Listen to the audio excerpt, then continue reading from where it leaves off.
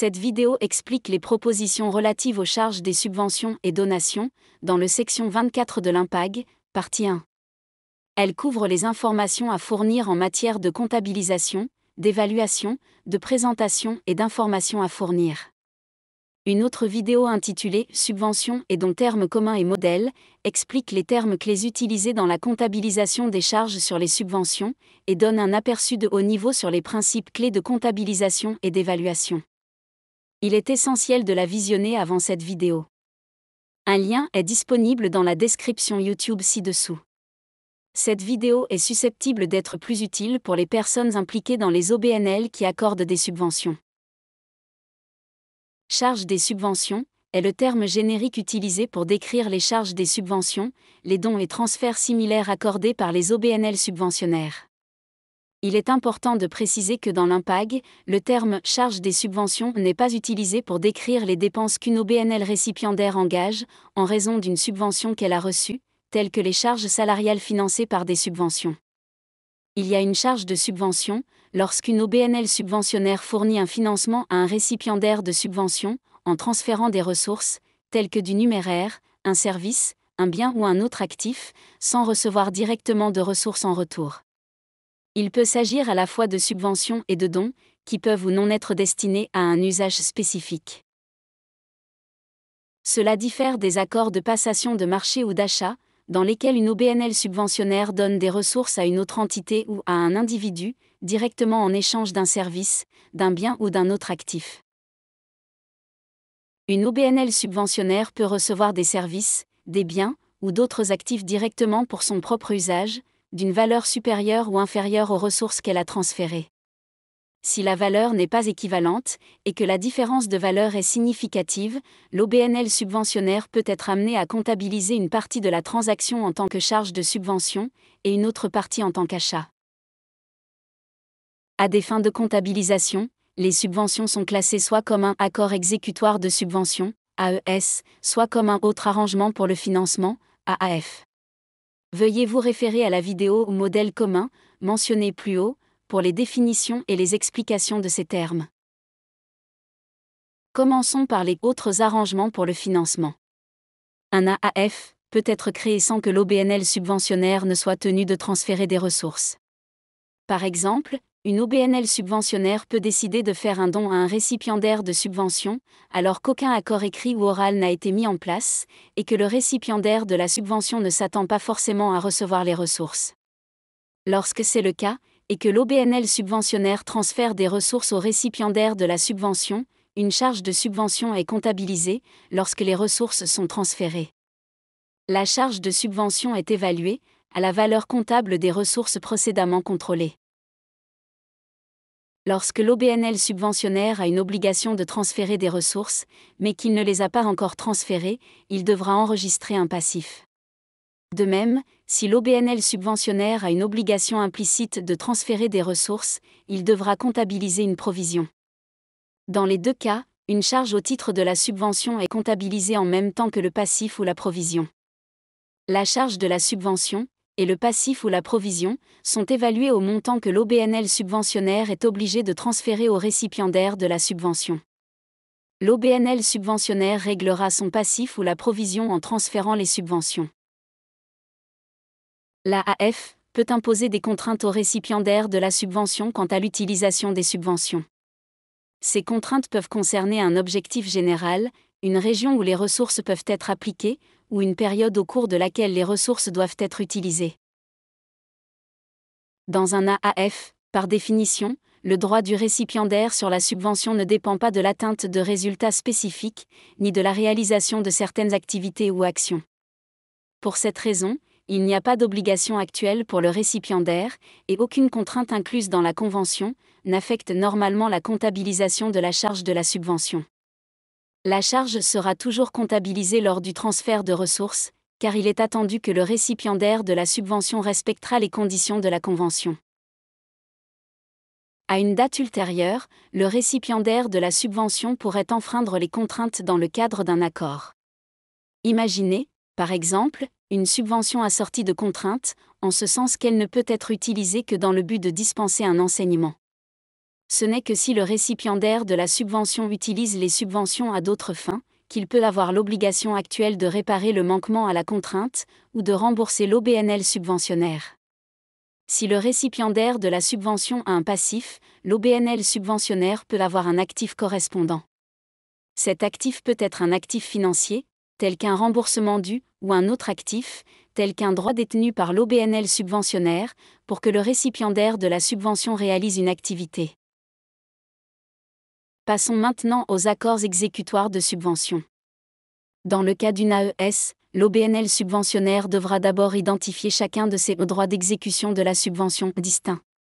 Chaque droit d'exécution d'une subvention correspondra à une obligation exécutoire de subvention, un OES, pour le récipiendaire de la subvention. Les activités soutenues par les subventions sont souvent liées et interdépendantes. Par exemple, un programme humanitaire, géré par un récipiendaire de subvention, peut inclure la gestion de projets, la passation de marchés, et la fourniture de services ou de biens à des particuliers.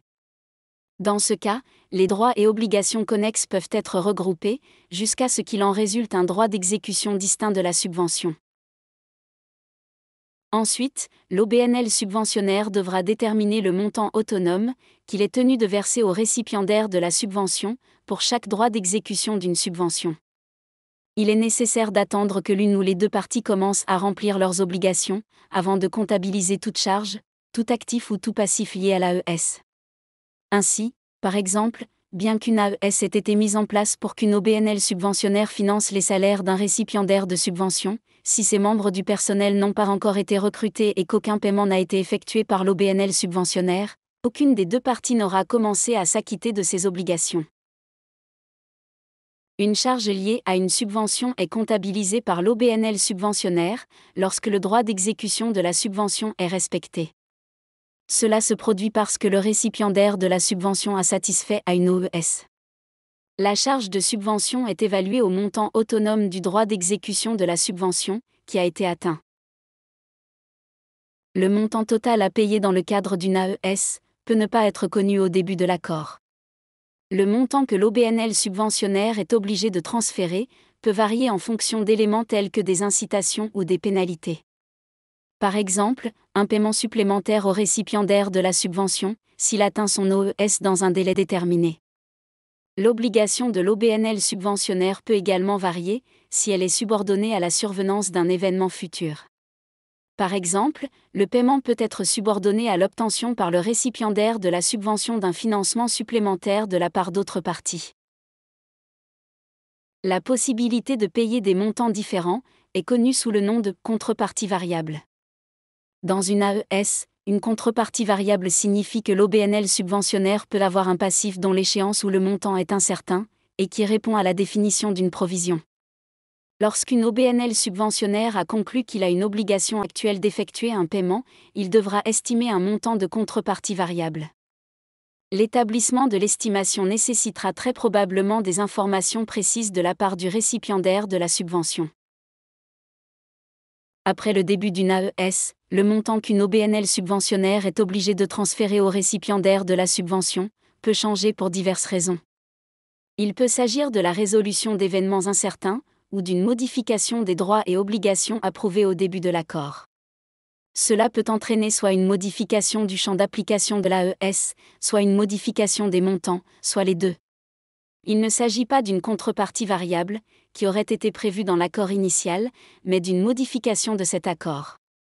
Des changements peuvent entraîner l'allocation de montants différents aux droits d'exécution des subventions, qui ont déjà été satisfaits.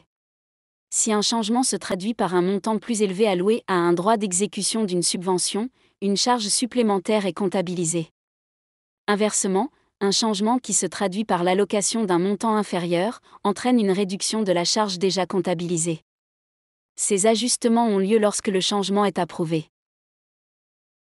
Si une OBNL subventionnaire transfère des ressources avant que le récipiendaire de la subvention n'ait atteint son OES, il comptabilise un actif de prépaiement. Celle-ci est évaluée à la valeur comptable totale des ressources qui ont été transférées. Lorsque le récipiendaire de la subvention atteint son OES, l'actif de prépaiement est décomptabilisé et une charge de subvention correspondante est comptabilisée. Si un récipiendaire de subvention remplit une OES, avant que l'OBNL subventionnaire ne transfère des ressources, l'OBNL subventionnaire devra comptabiliser un passif. Celle-ci reflétera ce qu'il doit pour chacune des OES qui ont été atteintes. L'OBNL subventionnaire devra comptabiliser une charge correspondante au titre de la subvention. Celle-ci sera évaluée au montant des ressources que l'OBNL subventionnaire est obligé de transférer. Lorsque l'OBNL subventionnaire transfère des ressources à l'avance, il est possible que le récipiendaire de la subvention ne puisse pas ou ne veuille pas remplir ses OES. Dans ce cas, l'OBNL subventionnaire devra reclasser son actif de prépaiement. Si l'OBNL a un droit à la restitution des ressources fournies, il s'agira d'une créance, c'est-à-dire d'un actif financier. Dans le cas contraire, l'OBNL subventionnaire devra évaluer son actif de prépaiement pour dépréciation. Les AES peuvent être payables sur une période de plus d'1 an. Lorsqu'une OBNL subventionnaire a une obligation actuelle de transférer des ressources, parce que le récipiendaire de la subvention a rempli ses OES, il comptabilise un passif et une charge au titre de la subvention. Cette dernière correspond au montant total des subventions à transférer au récipiendaire de la subvention. Il doit être comptabilisé, même si le paiement n'est dû que lors d'une période de reporting ultérieure. Lorsque l'OBNL subventionnaire n'a pas d'obligation actuelle de transférer des ressources dans les années à venir, parce que le récipiendaire de la subvention ne s'est pas encore acquitté de ses obligations, l'OBNL subventionnaire ne comptabilisera pas de passif ni de charge au titre de la subvention. Lorsque l'OBNL subventionnaire a le pouvoir discrétionnaire d'éviter des dépenses de subvention dans les années à venir, en raison des clauses de l'AES, il ne doit pas comptabiliser un passif, car l'OBNL subventionnaire n'a pas d'obligation actuelle de transférer les ressources. Par exemple, une OBNL subventionnaire peut s'être engagée à fournir des subventions pendant un certain nombre d'années, mais elle a le droit de résilier l'AES. Si la probabilité de résiliation est réelle, il est peu probable qu'un passif implicite apparaisse pour les paiements relatifs aux périodes postérieures à la date d'examen. Une AES qui impose au récipiendaire de la subvention d'acquérir ou de construire un actif non courant, que le récipiendaire de la subvention contrôlera ensuite, est appelée subvention en capital. La méthode de comptabilisation d'une charge de subvention impliquant une subvention en capital est la même que pour toute autre charge de subvention. Lorsque le récipiendaire de la subvention achète un actif non courant, la charge de la subvention sera comptabilisée lors de l'achat de l'actif. Toutefois, lorsque le récipiendaire de la subvention construit un actif non courant, il est probable que le droit d'exécution de la subvention sera satisfait au fil du temps, au fur et à mesure de la construction de l'actif. Une charge de subvention sera comptabilisée par l'OBNL subventionnaire, sur la base d'une méthodologie convenue pour mesurer les progrès réalisés. Si l'OBNL subventionnaire transfère des ressources, avant que le récipiendaire de la subvention n'ait acquis ou construit l'actif non courant, l'OBNL subventionnaire comptabilisera un actif de prépaiement, jusqu'à ce que les droits d'exécution de la subvention soient satisfaits. Cet actif de prépaiement sera décomptabilisé, lorsque l'actif non courant sera acquis ou construit par le récipiendaire de la subvention. Si le récipiendaire de la subvention acquiert ou construit l'actif, avant que les ressources ne soient transférées, l'OBNL subventionnaire comptabilisera un passif et une charge au titre de la subvention, pour son obligation de transférer les ressources. Un certain nombre de considérations pratiques doivent être prises en compte par une OBNL subventionnaire, dans le cadre des AES. Tout d'abord, lors de l'élaboration de la convention, l'OBNL subventionnaire doit veiller à ce que les droits et obligations exécutoires soient clairs. Il doit également préciser les conséquences du non-respect de ses droits ou de ses obligations. Idéalement, la convention devrait également préciser le montant des ressources que l'OBNL subventionnaire transférera pour chaque droit d'exécution de la subvention. Lorsque cela n'est pas explicitement indiqué, l'OBNL subventionnaire devra déterminer la meilleure estimation des montants qui permettrait de dédommager le récipiendaire de la subvention pour le respect de chacune de ses obligations. Cela dépendra de la qualité et du type d'information disponible. Par exemple, des budgets peuvent être inclus dans les AES. Dans le cas contraire, il peut être possible d'établir des estimations à partir de listes de prix standards. Une AES exigera également des dispositions de contrôle, afin que l'OBNL subventionnaire puisse déterminer si, quand et comment le récipiendaire de la subvention a respecté les OES. Les conditions spécifiques de l'accord doivent préciser ces exigences de contrôle. Les modalités de contrôle doivent également permettre au récipiendaire de la subvention de démontrer qu'il a satisfait aux exigences administratives, telles que le respect de toute stipulation relative aux procédures de passation de marché, au blanchiment d'argent ou à l'esclavage moderne. Ce type d'exigences administratives ne sont pas, en soi, des OES. Cet exemple de base montre comment les exigences en matière de comptabilisation et d'évaluation sont appliquées. Une OBNL subventionnaire conclut une AES avec un récipiendaire de la subvention pour lui fournir 100 $ afin de financer un programme de vaccination. Le récipiendaire de la subvention doit vacciner au moins 90% d'une communauté donnée.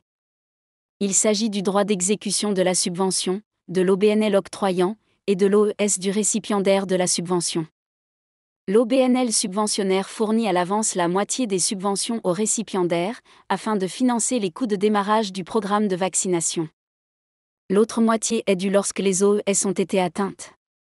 L'OBNL subventionnaire comptabilise un actif de prépaiement de 50 $ lorsqu'il transfère les ressources de démarrage au récipiendaire de la subvention, et réduit le solde de trésorerie en conséquence. 6 mois plus tard, grâce au mécanisme de suivi qu'il a mis en place, l'OBNL subventionnaire est informé que le récipiendaire de la subvention a atteint un taux de vaccination de 90%. Le récipiendaire de la subvention a désormais droit au versement du solde de la subvention. L'OBNL subventionnaire transfère 50 $ supplémentaires. En même temps, il décomptabilise l'actif de prépaiement qu'il avait créé à l'origine et comptabilise une charge de subvention de 100 $ dans l'état des produits et des charges. Les principes et les exemples que nous venons d'aborder ne s'appliquent que si l'OBNL subventionnaire agit en tant que principal. Il est donc important de déterminer si une OBNL est un principal ou un agent, dans le cadre d'un accord impliquant des subventions. Une OBNL subventionnaire est un principal lorsqu'il contrôle les ressources économiques d'une transaction. Dans ce cas, les exigences de comptabilisation et d'évaluation des charges des subventions que nous avons examinées s'appliquent, et les charges des subventions sont comptabilisées en conséquence. Une OBNL agit en tant qu'agent d'une autre entité s'il ne contrôle pas les ressources économiques. Dans ce cas, les dispositions relatives à la comptabilisation et à l'évaluation des charges de subvention ne s'appliquent pas. Une charge de subvention ne sera pas comptabilisée lorsque les ressources sont transférées. Au lieu de cela, les seules charges à comptabiliser seront celles encourues dans le cadre de l'administration du contrat d'agence. De même, les actifs liés à l'accord de représentation, tels que le financement fourni à l'OBNL subventionnaire, ne font pas partie des actifs ou des produits de l'OBNL subventionnaire. Les informations à fournir assureront la transparence de ces accords. Les informations à fournir permettent aux utilisateurs de comprendre la nature, le montant, le calendrier et toute incertitude liée aux charges de subvention. Les OBNL doivent fournir les informations suivantes. Une description générale de l'objectif des AES ou des AF matériels. L'existence et les conséquences potentielles de la contrepartie variable. Des conditions de paiement importantes. Et la nature des ressources transférées ou transférables. En outre, l'OBNL subventionnaire doit fournir les informations spécifiques suivantes. Le montant comptabilisé en tant que dépense de subvention, dans l'état des produits et des charges, et les montants financés par les revenus, comptabilisés dans les fonds avec restriction. Montant figurant dans l'état de la situation financière, en tant qu'actif, passif et provision de prépaiement liés à l'AES. Tout engagement à fournir des subventions, qui n'est pas comptabilisé en tant que passif. Et, s'il agit en tant qu'agent, des informations supplémentaires comprenant des détails sur tout solde détenu en tant qu'agent, le nom et l'objet de l'entité pour le compte de laquelle les soldes sont détenus, et la raison pour laquelle l'OBNL subventionnaire agit en son nom. Une OBNL subventionnaire est dispensée de fournir des informations sur les charges des subventions, lorsque celles-ci sont sensibles. Une information est sensible si, par exemple, la description de la nature d'une subvention accordée compromettrait la sécurité ou le bien-être de personnes, telles que celles qui travaillent avec l'OBNL subventionnaire, ou les récipiendaires de la subvention. Une information peut également être considérée comme sensible si elle risque de compromettre la capacité de l'OBNL subventionnaire ou du récipiendaire de la subvention à remplir sa mission ou son objectif d'une autre manière. L'exception consistant à ne pas divulguer des informations sensibles ne peut pas être utilisée pour éviter des informations qui pourraient mettre en évidence des défaillances dans la gouvernance, les performances ou la gestion financière de l'organisation. Une OBNL subventionnaire restera en conformité avec les exigences de l'IMPAG lorsque cette exception est utilisée. Toutefois, cela ne réduit pas l'obligation générale de présenter des informations relatives aux charges des subventions qui ne donnent pas lieu à des informations sensibles. Cette vidéo a donné un aperçu des propositions de la section 24 de l'IMPAG, partie 1. Elle a mis en évidence la différence entre les charges de subvention et les achats, ainsi que la manière dont les subventions sont classées, c'est-à-dire en autres arrangements pour le financement et en accords exécutoires des subventions. Pour les autres arrangements pour le financement, la comptabilisation se fera généralement lorsque les ressources sont transférées au récipiendaire de la subvention, évaluées à la valeur comptable de ces ressources. Pour les accords exécutoires des subventions, la comptabilisation se fera lorsqu'un droit d'exécution de la subvention a été satisfait, parce que le récipiendaire de la subvention a satisfait à une obligation de subvention exécutoire. Les charges liées aux subventions seront évaluées au montant autonome alloué à chaque droit d'exécution de la subvention. Les informations à fournir visent à donner aux utilisateurs des informations leur permettant de comprendre la nature, le montant, le calendrier et l'incertitude des charges liées aux subventions, sous réserve d'une exemption pour les informations sensibles. Nous avons bien hâte de recevoir vos commentaires sur les propositions de l'exposé sondage 2. L'invitation à commenter comprend des questions spécifiques sur les propositions expliquées dans cette vidéo. Pour répondre, visitez le site www.ifr4npo.org/aviorsay. Téléchargez un modèle de document de réponse et téléchargez votre réponse ou votre lettre de commentaire dûment remplie. Les réponses doivent être rédigées en anglais. La date limite est le 15 mars 2024.